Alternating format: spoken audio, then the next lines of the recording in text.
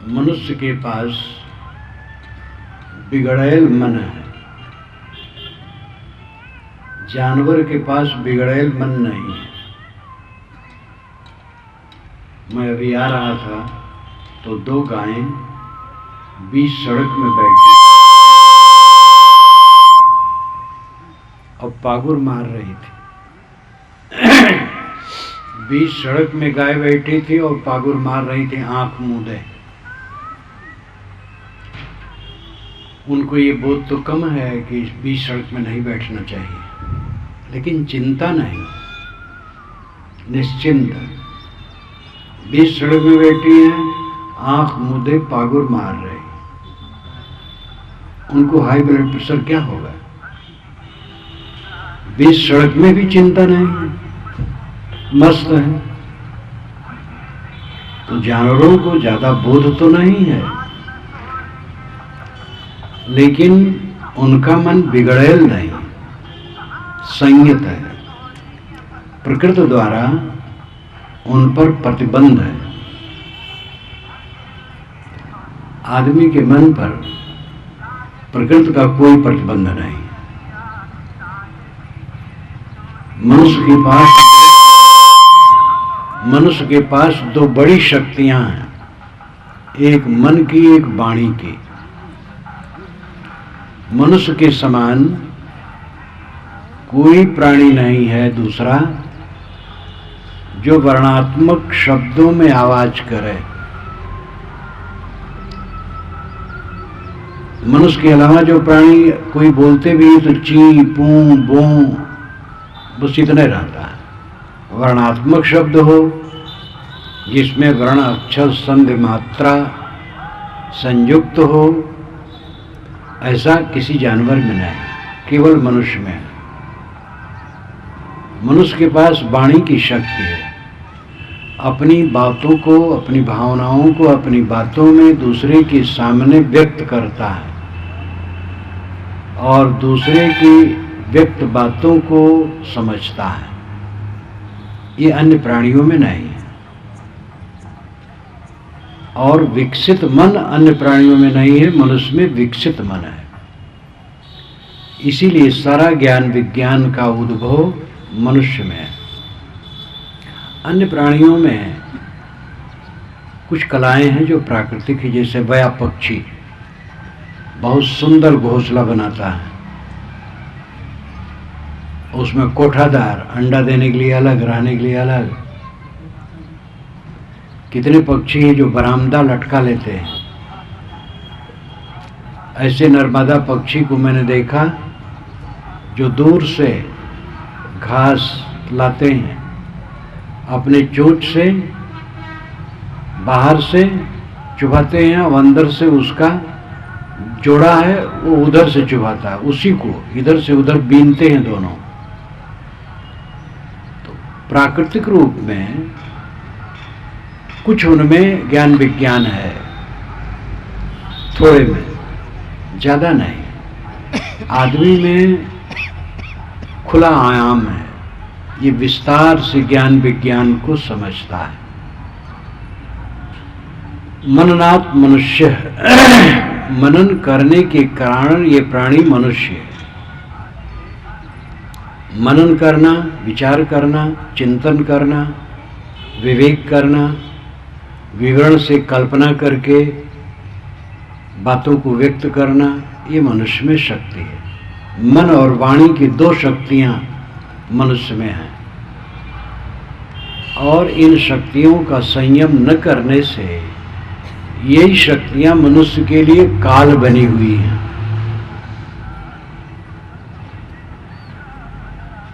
अगर आपके पास तेज घोड़ा है तो आप अपनी मंजिल पर जल्दी पहुंच सकते हैं, लेकिन उसको चलाना न जाना तो उठा के पटकेगा और हाथ पैर टूटेगा। यही दशा मनुष्य की है। मनुष्य अपने मन और वाणी को चला नहीं पा रहा है ठीक से, इसलिए उन्हीं द्वारा और रात दिन रौंदा जा रहा है। मन उद्विग्न है। अन्यथा काम करता है। मन जब गलत सोचता है तब वाणी गलत निकलती है और क्रियाएं गलत होती हैं।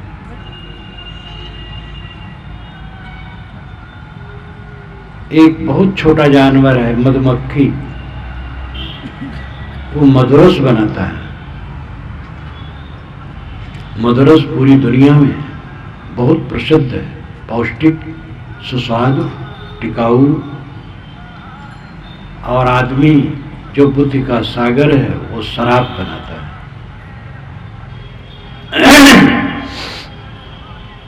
आजकल पूरे भारत में शराब का बोलबाला है और छत्तीसगढ़ में उसकी बढ़ोतरी ही है। भक्तों के घर में पहले कभी कभार सुना जाता था, बहुत गांवों के बाद कहीं कोई ऐसा है जो छिप करके पी लेता है। अब तो ठिकाना नहीं। ये बुद्धिनाशक शराब कितना बढ़ रही है। ये मनुष्य की लीला है। आचरण इसका इतना भ्रष्ट है कि एक दिन कानून उठा लिया जाए तो रास्ता चलना मुश्किल होगा। केवल महासमुंद के लिए कानून उठा लिया जाए कि अगले दिन 21 फरवरी को महासमुंद में कोई कानून नहीं रहेगा, कोई कुछ करे दंडित नहीं होगा, तो फिर घर से निकलना मुश्किल होगा। आदमी कितना पागल हो गया है। जिस शक्ति से वो अमृतत्व को प्राप्त कर सकता है, उसी शक्ति को विष प्राप्त करने में लगा रहा है। दुरुपयोग ही पतन है, सदुपयोग ही कल्याण है। अपनी शक्ति का सदुपयोग इंसान नहीं कर रहा है, दुरुपयोग कर रहा है। मन को संभालो, वाणी को संभालो, इंद्रियों को संभालो, यही सच्चा भजन है। मत मतांतर हैं, भिन्न भिन्न मतों के भिन्न भिन्न नाम और मंत्र हैं, वो सब ठीक है, कोई बात नहीं। लेकिन जो शाश्वत बात है वो मतांतर की नहीं है। पेट में ज्यादा भोजन डालने से किसी मत का आदमी ही दुखी होगा। कोई भगवान भी कहीं हो, अगर ज्यादा खाएगा तो उसका भी पेट खराब हो जाएगा।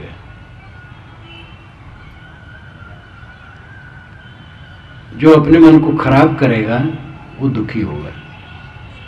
गोस्वामी जी ने कहा है, विबुध काज बावन बलि, छलो भलो करि जानि, प्रभुता तज बस भे तदप मन की गई न गलानी। विबुध देवता, देवताओं का काम बनाने के लिए बावन भगवान ने बलि को छला, अब अच्छा समझ के छला। दैत्य और देवता दोनों की अलग अलग पार्टी थी। कांग्रेस पार्टी भाजपा पार्टी जैसे आज है। भाजपा के ख्याल से जो कांग्रेस वाले हैं सब दैत्य है, राक्षस है, और कांग्रेस के ख्याल से भाजपा। लेकिन न कांग्रेस दैत्य है और न भाजपा। दोनों ठीक है, दोनों में गड़बड़ भी है, अच्छे भी हैं। ऐसे देवता और दैत्य जो कहलाते थे, दोनों भी एक ही परिवार के थे। माता अलग अलग थी, कश्यप पिता एक ही थे। कश्यप की पत्नी दित्य से दैत्य और आदित्य से देवता, दोनों भाई भाई थे। दैत्य लोग संयमी थे और बलवान थे, देवताओं को रगड़ते थे समय से, और देवता लोग विलासी थे, वे पिटते थे तो चे चे करके विष्णु शिव के पास दौड़ते थे। ऐसा होता रहता था।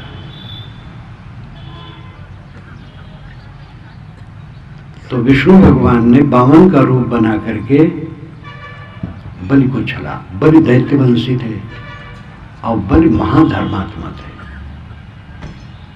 तो पुराण में ही आता है कि बलि ऐसे धर्मात्मा थे कि पूरी दुनिया उनके शासन में थी और प्रजा को पुत्र के समान मानते थे।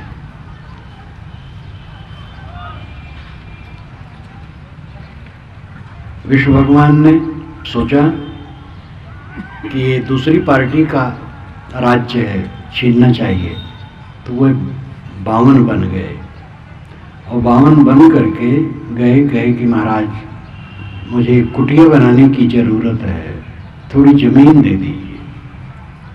राजा लोग जमीन देते, कहे भाई ले लो, कितनी जमीन चाहिए? कहे 3.5 कदम। कहे नाप लीजिए। तो उन्होंने इतना लंबा बढ़ाया कि तीनों लोग नाप लिया। ये धोखा दिया। ये विष्णु भगवान धोखा देते हैं।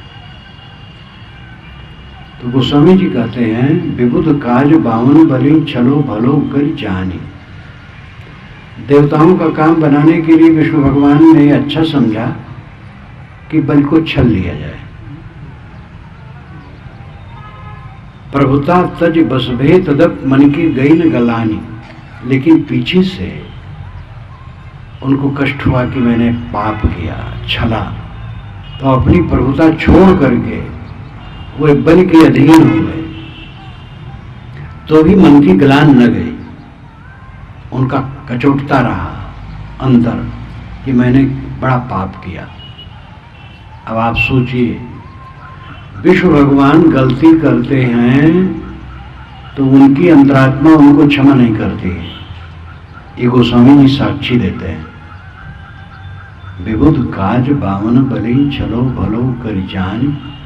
प्रभुता तज बस भे तदप मन की गई न गलानी। विष्णु भगवान के अंदर में दाह होता रहा कि मैंने निरपराध बलि को छला और उनकी अंतरात्मा को शांति नहीं मिल रही थी। अगर हम लोग किसी को धोखा देंगे, हमें कैसे शांति मिलेगी?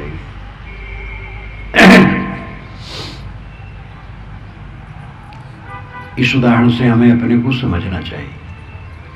उदाहरण काल्पनिक है। बामन ने विष्णु को छला, ऐसी घटना कहीं नहीं हुई। इसके लिए लंबी कहानी है। गोस्वामी जी ने पुराण के अनुसार कहा है और जिसके लिए कहा वो बात सच है कि अगर कोई किसी को धोखा देगा तो उसका हृदय जलेगा। लेकिन जो उदाहरण है वो काल्पनिक है। विष्णु ने बलि को छला, ये कहानी बढ़ाते बढ़ाते बढ़ा डाले। भारतवर्ष का जो पुराना ग्रंथ है ऋग्वेद है। ऋग्वेद में 2 दर्जन बार ये आया है, विष्णु के 3 कदम, विष्णु के 3 कदम। ये ऋग्वेद में 24 बार आया है। 12 बार खुलासा है और 12 बार संकेत में है। लेकिन संकेत में भी वेद को समझने वाले उसको पूरा समझते हैं और उसमें एक मंत्र ऐसा है जिसका पंडित लोग अपने कर्मकांड में प्रयोग करते हैं। इदम विष्णु विचक्रमे त्रेधा निदधे पदम समूढ़मस्य पांसुरे। यह वेद का मंत्र है। इदम यहाँ पर विष्णु, इदम विष्णु विचक्रमे, विचक्रमे विष्णु चले, विचक्रमे नाम चले, त्रेधा 3 प्रकार से, निदधे रखे पदम पैर, समूढ़ मत्स्य पांसुरे उनके पांसु से, पैर की धूल से समूढ़ मत्स्य सारा संसार ढक जैसा गया। यहाँ विष्णु 3 कदम रखे, उनके पैर की धूल से सारा संसार ढक जैसा गया। ये वेद के मंत्र का अर्थ है। वेद के विद्वान भारत और विदेश के सभी एक मत से मानते हैं कि विश्व का अर्थ है सूर्य। विश्व उसे कहते हैं जो प्रवेश करे। विश्व धातु से विष्णु शब्द बनता है। सूरज की किरणें सब में प्रविष्ट होती हैं, इसलिए सूरज को विष्णु कहा गया है। और उसके 3 कदम हैं। उसकी किरणों का पृथ्वी पर पड़ना, आकाश में पड़ना और तारामंडल में पड़ना। भारतीय परंपरा में 3 लोक की परिभाषा यही है, भूमंडल, आकाश और तारामंडल। भूर्भुवः स्वः, यही तीनों हैं। भूर पृथ्वी, भुवः आकाश, स्व तारामंडल। स्व का मतलब चमकता हुआ, तारामंडल। विश्व सूर्य है, उसकी किरणें उसके कदम हैं और उनका पृथ्वी पर, आकाश में और तारामंडल में पड़ना, उसके 3 कदम रखना है। ये इसका अर्थ है।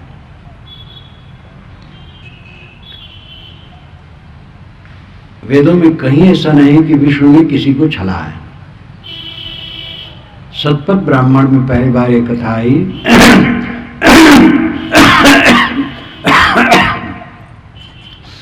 देवता दैत्य आपस में लड़े तो देवता हार गए, दैत्य जीत गए। पूरे भूमंडल पर दैत्यों का राज्य हो गया। तो दैत्यों ने मीटिंग की कि पृथ्वी को बांट लिया जाए। तो देवता लोग सोचे कि दैत्य लोग पृथ्वी बांट लेंगे तो हम लोग कहाँ रहेंगे, चलो हम लोग भी मांगे। तो देवता लोग गए, दैत्यों से कहे कि हमारे रहने की भी जगह दीजिए। तो दैत्य लोग बड़े संकोच में पड़ गए। कहे ठीक है, तुम्हारा विष्णु जितने में लेट जाए उतनी जमीन हम दे देंगे। तो उनका विष्णु 52 था, छोटा छोटा। सोचे कितने में लेटेगा। तो कहे तुम्हारा विष्णु लेट जाए जितनी जमीन में उतनी जमीन हम दे देंगे। विष्णु लेटे तो शरीर को बढ़ाते बढ़ाते पूरी पृथ्वी को ढक लिए। ये सतपथ ब्राह्मण में एक कल्पना आई है कल्पना। और यहीं से विष्णु को छलिया बताया गया। आगे विष्णु पुराण, वामन पुराण बना जो 10,000 श्लोकों का है। उसमें बलिछलन विष्णु का एक नाम ही हो गया। पुराणों में वेदों की कई बातें बहुत बिगाड़ दी गई हैं। विष्णु अगर जगत के पालक हैं तो सबके मालिक हैं। वो बल सिखा सकते हैं कि तुम गद्दी से हट जाओ, मैं गद्दी पर बैठूंगा। अगर मालिक स्वयं गद्दी पर बैठना चाहे तो पीछे वाले हट जाएंगे, वो छलेंगे क्यों। लेकिन पुराणों में विकृतियां आई हैं, एक जगह नहीं अनेक जगह विकृतियां हैं। जैसे ब्रह्मा अपनी पुत्री के साथ भ्रष्ट हुए, ये पुराण में आता, भागवत में ही आता है। वास्तव में विधि ब्रह्मा भी सूर्य है और उसकी पुत्री उषा है। सूरज उगने के पहले जो पूरब तरफ आभा निकलती है, प्रकाश, उसको उषा कहते हैं। उषा पुत्री है सूर्य की। लेकिन जब सूर्य उगा तो उषा समाप्त हो गई। यही सूर्य का उषा को पतित करना है, विधाता को अपनी पुत्री को पतित करना है। सूर्य उषा को समाप्त कर देता है, इसमें कोई आचरण संबंधी गड़बड़ी नहीं। इसी प्रकार इंद्र हिल्याचार है, ये सतपथ ब्राह्मण में आता है। इंद्र सूर्य है, अहिल्या रात को कहते हैं, अह कहते हैं दिन को। संस्कृत में अह का अर्थ है दिन, ल्या का मतलब लीन, दिन जिसमें लीन हो वो रात है। रात को अहिल्या कहते हैं। इंद्र सूर्य है, उसको पतित करता है, रात को पतित करता है। जब सूर्य होगा तो रात नष्ट हो गई, यही इसका अर्थ है। इंद्र ने अहिल्या के साथ कोई आचरण संबंधी गड़बड़ी की, ऐसा कुछ नहीं। लेकिन पुराणों में वेदों में जो रूपक है, वैदिक साहित्य में, पुराणों में व्यक्तिकरण करके बहुत भद्दगी कर दी गई है। तो बामन ने बलि को छला, ऐसा कुछ नहीं, ये घटना ही नहीं हुई है। लेकिन गोस्वामी जी पुराण के अनुसार कहते हैं कि बामन ने बलि को छला, तो बामन के मन में संताप रहा कि मैंने निरपराध को छला। कथा भले काल्पनिक है, लेकिन जिसके लिए कहा जाता है वो यथार्थ है, हमें समझाने के लिए कहा जा रहा है। अगर हम किसी को छलेंगे तो हम संताप से बच नहीं सकते।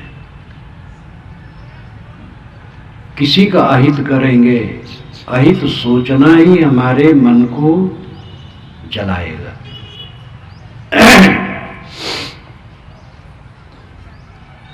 जो कुछ हमें मिलता है सब क्षणिक होता है, कुछ स्थिर नहीं है। आप लोग सोचिए, अपने बचपन से आज तक जहां जहां गए, रहे, जिन लोगों से मिले, जो चीजें मिली, वो कहाँ है? आज से 10 वर्ष पूर्व, 20 वर्ष पूर्व, 30 वर्ष पूर्व, 40 वर्ष पूर्व जहां जहां गए, रहे, मिले जुले, चीजें मिली, हानि हुई, लाभ हुआ, सम्मान मिला, अपमान मिला, वो सब कहाँ है? सब व्यर्थ हो गया है। जो वर्तमान में है वो भी सब व्यर्थ हो जाएगा। जिन चीजों को लेकर के अपने मन को हम खराब करते हैं, वही चीजें सपने की तरह रुकने वाली नहीं, भाग जाने वाली। सबका संबंध क्षणिक क्षणिक क्षणिक, अपने को हम संभाल नहीं पाते। लोक मर्यादा से भी हट करके लोग काम करने लगते हैं। विवाह प्रथा संसार में है। एक जमाना था जब विवाह प्रथा नहीं थी, मात्र सत्ताक वंश था, स्त्रियां स्वतंत्र होती थी, कहीं से गर्भाधान उनको हो जाता था। बच्चा पैदा हुआ, बच्चा माँ के साथ है, घर की मालकिन माँ होती थी और माता के नाम से ही उसका नाम जुड़ा रहता था। ये पहले रस्म था, माता के नाम को लेकर के पुत्र का नाम होता था। आगे चल करके विवाह प्रथा बनी। महाभारत में आता है, उद्दालक की पत्नी को लेकर के एक ब्राह्मण भगा। श्वेतकेत ने कहा, श्वेतकेत पुत्र था उद्दालक का, कहा पिताजी क्या हो रहा है? माता को लेके उड़ाए जा रहा है, आप चुपचाप बैठे। उद्दालक ने कहा स्त्रियां सबकी हैं। श्वेतकेत ने कहा बिल्कुल गलत है। उसने झंडा उठाया क्रांति की और पक गई थी बात। विवाह प्रथा आरंभ हुई। अशिक्षित समय में, उस युग में मात्र सत्ताक वंश था, ठीक था। आज मात्र सत्ताक वंश ठीक नहीं। अमेरिका के समाजशास्त्री लोग सोचते हैं कि विवाह व्यर्थ है, लेकिन वो पागल है। हमारे यहाँ भी पागल कम नहीं है, दिल्ली में बैठे बहुत से पागल हैं जो कहते हैं कि विवाह की जरूरत नहीं है। विवाह की जरूरत है। कोई युवक कोई युवती से जुड़ करके जीवन भर एक साथ रहे और अपने सांसारिक धंधा का काम करे, उसी में भक्ति विचार से भी रहे। सब त्यागी तो नहीं हो जाएंगे, सब क्या विरल कोई होता है, बाकी लोग विवाह करके रहे। विवाह विशिष्टम वहनम, विवाह का अर्थ है विशिष्ट ढंग से वहन करना। पत्नी का पति, पति का पत्नी विशिष्ट ढंग से वहन करे, निभाए और दोनों संयमित रहे। संयम के लिए विवाह होता है। जवानी आती है तो युवक के मन में युवती के प्रति और युवती के मन में युवक के प्रति मिलन की इच्छा होती है। ये अंग मिलन की इच्छा विवाह न हो तो असंयत हो करके समाज भ्रष्ट हो गया। विवाह हुआ तो एक निष्ठ स्त्री या पुरुष में हो गए, मर्यादा से रहे। जो मन की हविस थी अपने पति पत्नी में उसको देख लिए, तो अब दिल ठंडा होना चाहिए। जिसके लिए आकर्षण था वो क्या था? एक भ्रम था। आप चुपचाप बैठे हैं, शांत, सुख है। काम वासना जगी तो सुख कहाँ है? खलबला गए। स्त्री है तो पुरुष चाहिए, पुरुष है तो स्त्री चाहिए, और हर समय मिलना मुश्किल है। मिले तो फल क्या है? मलिनता, पछतावा, वासना की वृद्धि, बिलबिलाना। क्या फायदा है? इस हविस को संतुलित करने के लिए विवाह होता है। लेकिन ऐसे ऐसे नराधम हैं, विवाह है, पत्नी है, पराई स्त्री की टोह में रहते हैं। व्यभिचार महापाप, ऐसी स्त्रियां भी हैं। ये बहुत गलत है। अपने को मर्यादित करो, संयमित करो। एक पत्नी व्रती और पतिव्रता, पुरुष एक पत्नी व्रती हो, एक पत्नी बस, और दूसरी जितनी स्त्रियां सब माँ, बहन, बेटियां हैं। पराई स्त्रियों के संपर्क से बिल्कुल दूर रहो, और स्त्रियां पराई पुरुषों के संपर्क से बिल्कुल दूर रहें। वह पतिव्रता हो। लेकिन आदमी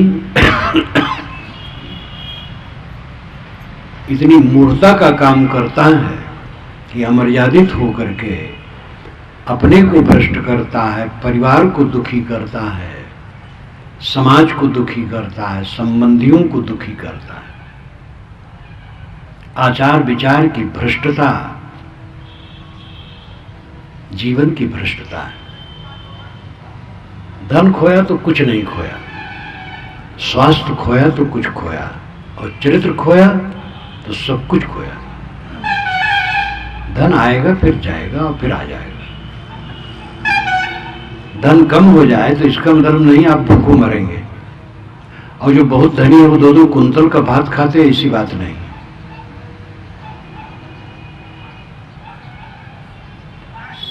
स्वास्थ्य अगर बिगड़ा तो निश्चित है नुकसान है। स्वास्थ्य को संभालो, सादा खाओ, जल्दी पचने वाला खाओ और कम खाओ, स्वास्थ्य ठीक रहेगा। ये जो भ्रम है कि हमें ये खाने की चीज मिले, ये भ्रम ही है। कड़ी भूख स्वास्थ्य के लिए आवश्यक है। कड़ी भूख हो, और कड़ी भूख में जो आप खाएंगे उससे बहुत ऊर्जा मिलेगी। सादा भोजन, गरीबों का भोजन कड़ी भूख में खाएं, उससे बहुत ऊर्जा मिलेगी। और भूख न हो तो घी मेवे तो और विष बनेंगे। इसलिए कभी ये लालसा नहीं होनी चाहिए हमें ये खाने को मिले। सादा हो, स्वल्प हो, सुपाच्य हो, इतना ध्यान दो। अंडा मांस मछली से दूर रहो, नशा की चीजों से दूर रहो, सादा भोजन करो और कम खाओ, स्वास्थ्य ठीक रहेगा। आचरण की पवित्रता की महती आवश्यकता है। आचरण खोया तो सब खोया। चरित्रवान बनो, नशा मान से दूर, पर स्त्री और पर पुरुष से दूर। दूसरे के धन को नाजायज तरीके से न लो, छल कपट से दूर रहो। जो कुछ हम करते हैं हमारे मन में उनकी रिकॉर्डिंग चलती है। ये कंप्यूटर में, फ्लॉपी में जो रिकॉर्डिंग होती है, ये रिकॉर्डिंग बिगड़ सकती है, आग से, पानी से खराब हो सकती है। लेकिन जो कुछ हम मनवाणी और इंद्रियों से करते हैं, उनकी रिकॉर्डिंग जो हमारे मन में चलती है वो बिगड़ती नहीं है। वो जल नहीं सकती, गल नहीं सकती, खराब नहीं हो सकती। वो फल दे के ही समाप्त होती है। पूरा जीवन उसी का सफल है जिसने अपने को संभाला। धन कमाने के चक्कर में, इंद्रियों के विलास के चक्कर में, पद के चक्कर में, प्रभुता के चक्कर में अधिकार के चक्कर में आदमी ऐसा ऐसा पाप करता है जिसको भोगे सिराता नहीं, जन्म जन्मांतर भोगना पड़ता है। जीवन की सफलता अधिक धन, पद, सम्मान, प्रतिष्ठा नहीं है। जीवन की सफलता है पवित्र मन। जिसका मन पवित्र है वो सफल है। सामान्य मकान में है, सामान्य खाता पीता है, लेकिन मन पवित्र है। उसके मन में तनाव नहीं, उद्वेग नहीं, अशांत नहीं, कलह नहीं, दुर्व्यवहार नहीं, दुर्भावना नहीं, वो सच्चे अर्थ में सफल है। शांति वही है, सुख वही है। अनेक धनपति, अनेक स्वामी होकर के भी क्या होगा? दिखावा स्वामीपन का, चरित्रहीन, अहंकारी, दुर्व्यवहारी स्वामी है, गुरु है, जगत गुरु कहलाते हैं, महामंडलेश्वर कहलाते हैं, आचरणहीन है। क्या करेगा? बाहर का लिफाफा।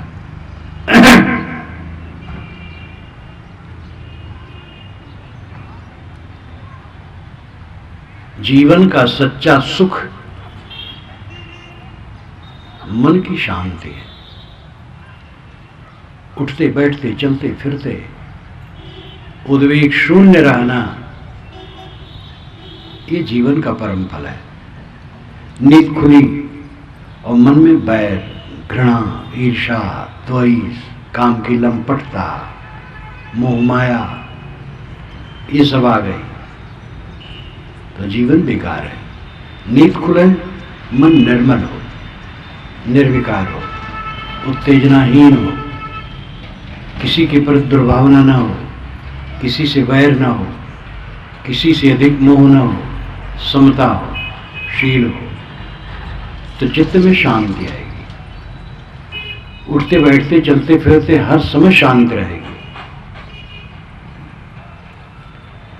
भजन का अर्थ ही है अपने आप को मांजना। एक अनगढ़ पत्थर को लेकर के कलाकार छेनी हथौड़ी से छीन छीन कर सुंदर मूर्ति और वस्तुएं बनाता है, और हमें तो सुगठित मूर्ति मिली हुई है मानव शरीर की। इसको केवल संभालना है, लेकिन आदमी दिन दिन उसको बिगाड़ता है। एक बच्चे को देखो, दांत उसके साफ हैं, लेकिन जवानों और परिपक्व उम्र वालों को देखो तो कुछ लोगों के दांत साफ हो गए, नहीं तो पान, तम्बाकू, जर्दा, क्या क्या खा खा करके, गुटखा, पान पराग, इतना बढ़िया नाम, और पूरा जहर, ये सब खा खा करके मुंह को चूल्हा बना लिए हैं लोग।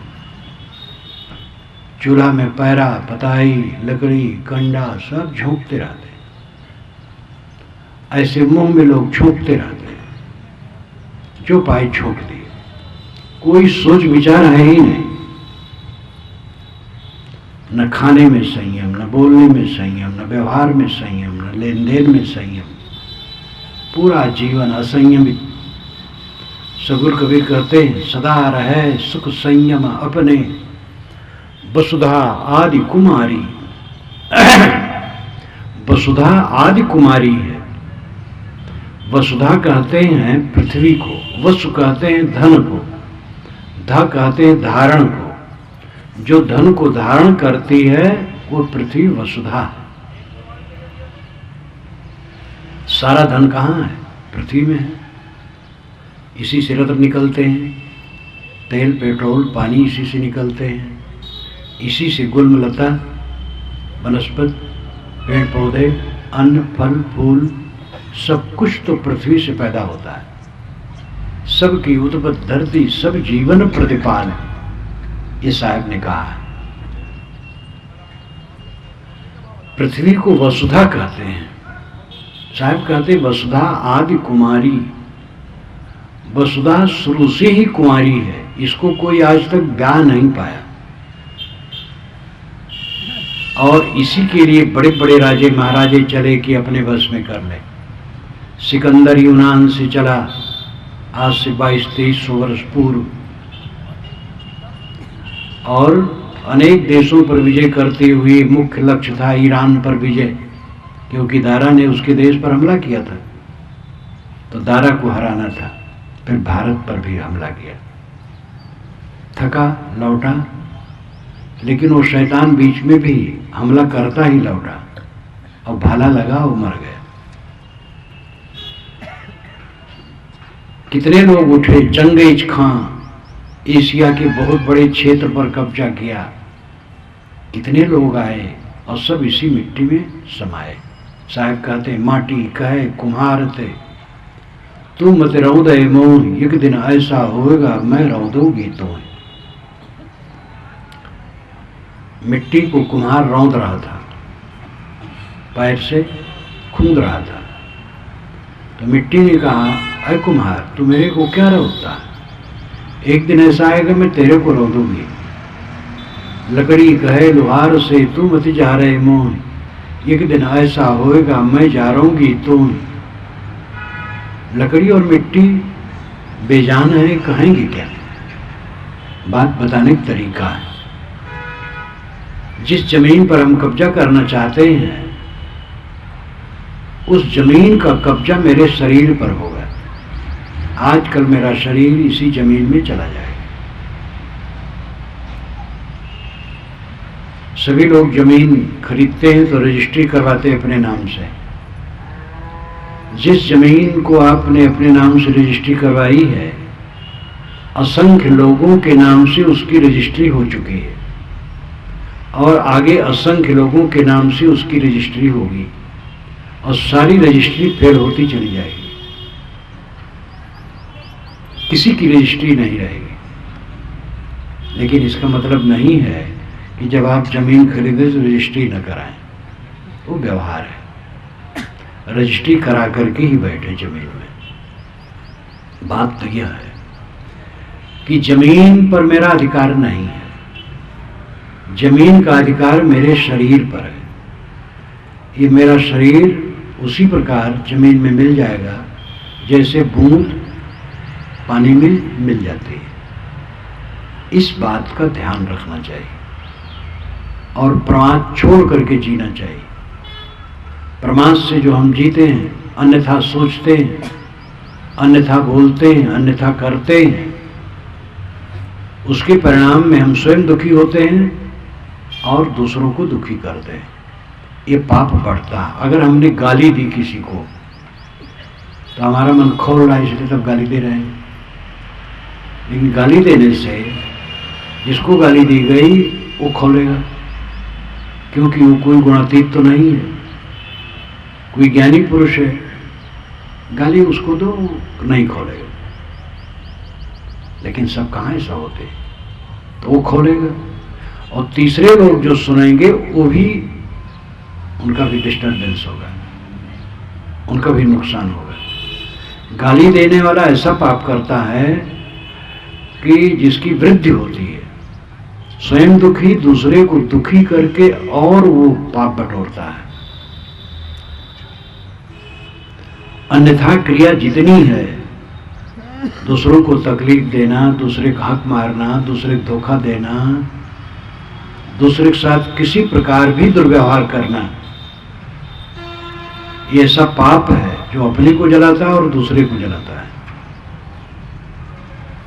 और इससे हम उबर नहीं पाते हैं, छोड़ करके ही उबरेंगे।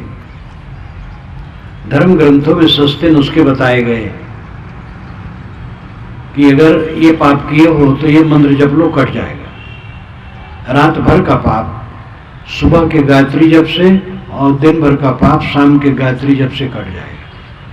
राम नाम जप से कट जाएगा और नाम से कट जाएगा, ऐसा कहा। लेकिन ये गलत है। नाम जपो, मंत्र जपो, ये ठीक है, लेकिन पाप नहीं कटेगा, पाप का फल भोगना पड़ेगा। 18 पुराण और महाभारत इन 19 जिल्दों में से छांटे जाएं तो 40,000 श्लोक निकलेंगे जो सस्ते नुस्खे जिसमें दिए गए हैं। यही सब कहा गया, गंगा में नहाओ पाप कट जाएगा। नर्मदा के दर्शन मात्र से मोक्ष होता है। नर्मदा के आसपास के लोगों को मोक्ष हो जाना चाहिए।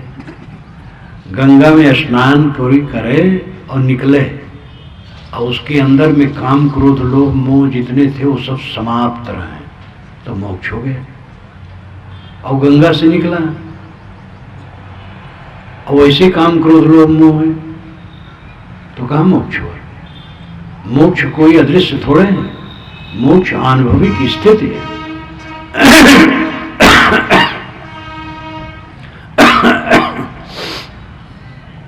मोक्ष का अर्थ है इसी जीवन में निर्भय शांति की प्राप्ति।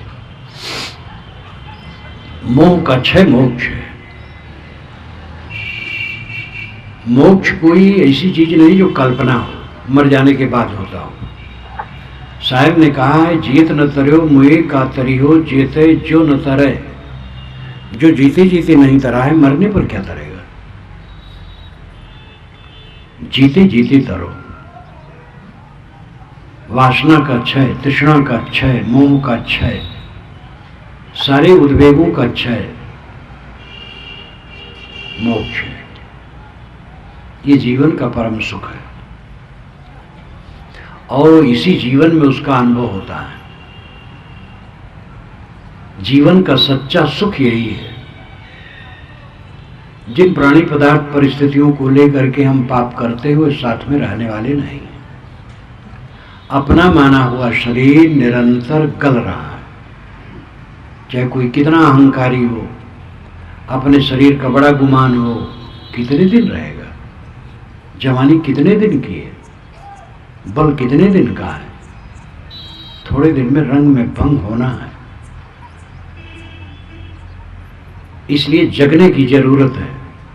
मैंने शुरू में आपसे कहा था कि मनुष्य अपने मन और वाणी के दुरुपयोग से पतित है और दुखी है। उसे अपने मन और वाणी को संभालने की जरूरत है। मन संभल जाए तो वाणी और कर्म अपने आप संभल जाएंगे। मन से ही वाणी संचालित होती है और कर्म संचालित होते हैं। मन निर्मल है तो वाणी निर्मल होगी और इंद्रियों के बर्ताव भी निर्मल होंगे। मन गंदा है तो वाणी गंदी होगी और कर्म गंदे होंगे और उसी कुंडली में फंस करके जीव दुखी होगा।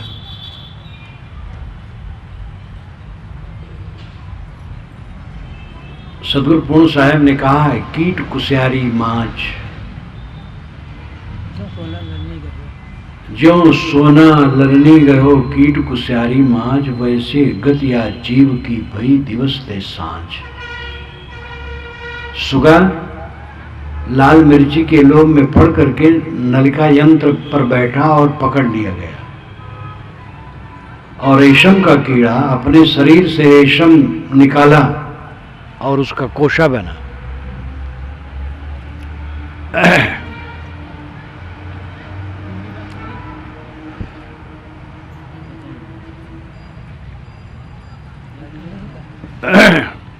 बिजली चली गई।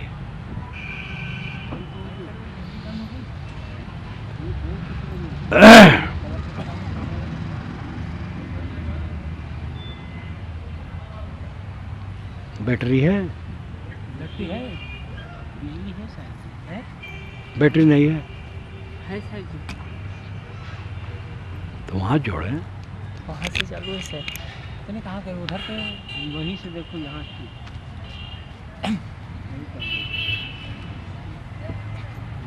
बत्ती आ रही है।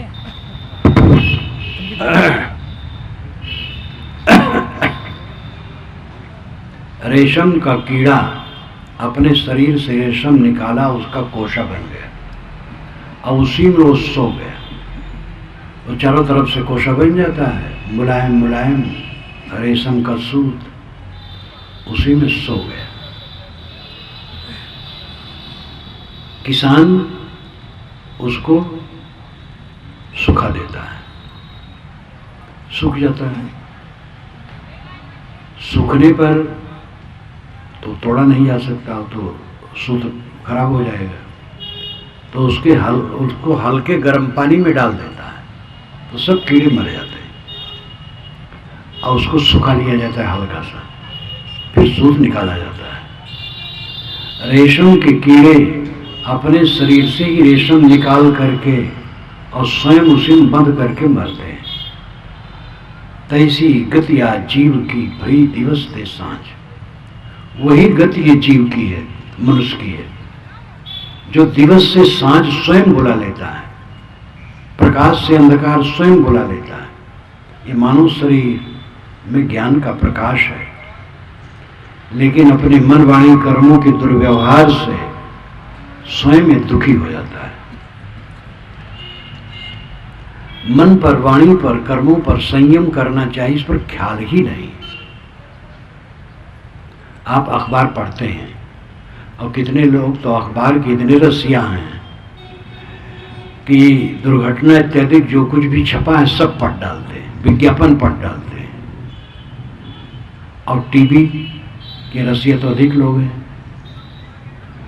इस समाज में बैठे हुए में कितने नर नारी हैं जो अकेले में 1 घंटा अध्यात्म चिंतन ध्यान के लिए बैठते हैं, अपने गुण दोषों को परखने के लिए बैठते हैं, अपने अंदर की खामियों को देखने के लिए बैठते हैं और उनको निकालने की प्रतिज्ञा करते हैं।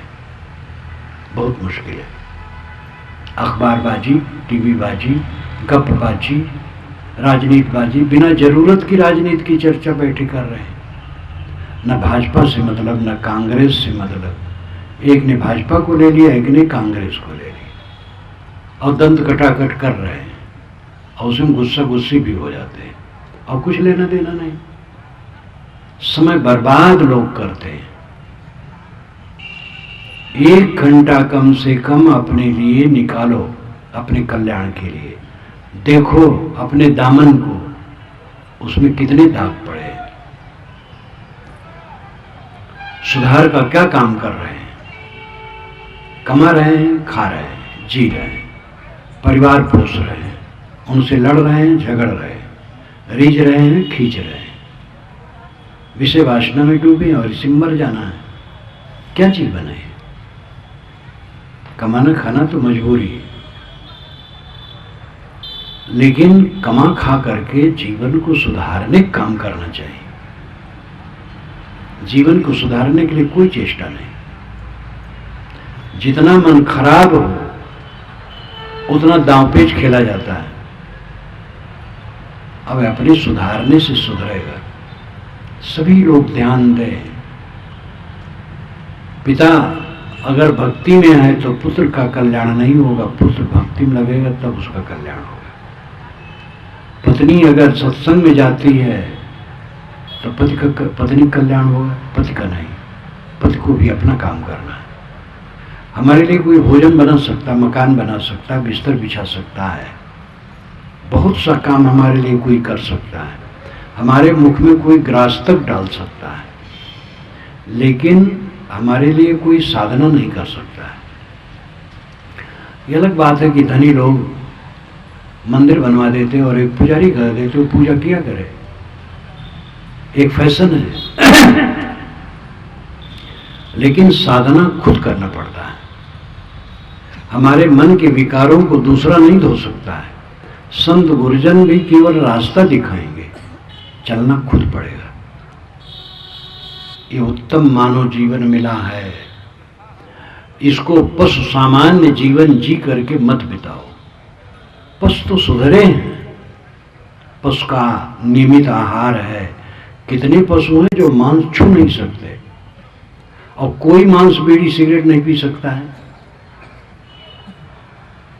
कोई पशु बीड़ी सिगरेट नहीं पी सकता है, ये मनुष्य पीता है। जानवरों में उतना मोह कहाँ है। बैल जानता नहीं मेरा कोई बच्चा है, गाय जानती है, लेकिन दूध छोड़ गया तो गाय भी निश्चिंत है। अब आप 70 वर्ष के हो गए तब भी अभी काम से छुट्टी नहीं है, साधना में मन नहीं है। तो जानवर बल्कि संयत है, प्रकृति का उन पर प्रतिबंध है, मनुष्य पर प्रकृति का प्रतिबंध नहीं है, और इसीलिए कल्याण के योग्य है। अपनी शक्ति को अपनी तरफ घुमा ले तो यही अपना कल्याण कर सकता है।